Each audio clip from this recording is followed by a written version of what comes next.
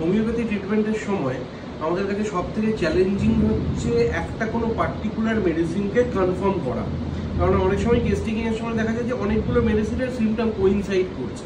কিন্তু আজকে একটা কেস দেখাবো, পরে আমি মেডিসিনের নামটা বলছি লাস্টে, একদম ক্লাসিক্যাল কেস সেই মেডিসিনটা একবার দেখান পেশেন্টকে। আপনি বলুন তো ডেলিভারির পর থেকে কী কী হচ্ছে আপনার?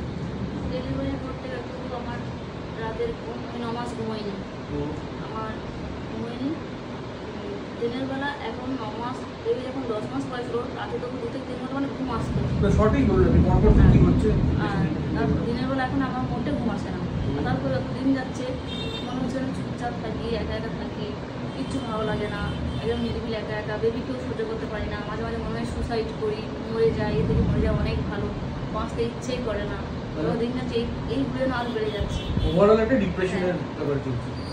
আমি বলি ডিপ্রেশন অনেক মানুষেরই হয়, অনেক কারণের হয়। পোস্টপার্টাম ডিপ্রেশন খুব কমন জিনিস, আমরা অনেক সময় সিম্প্যাথেটিক্যালি ট্রিট করি না বাড়ির লোকেরা, কিন্তু বেবিকেও সহ্য করতে পারি না। This is the cardinal symptom of CPR.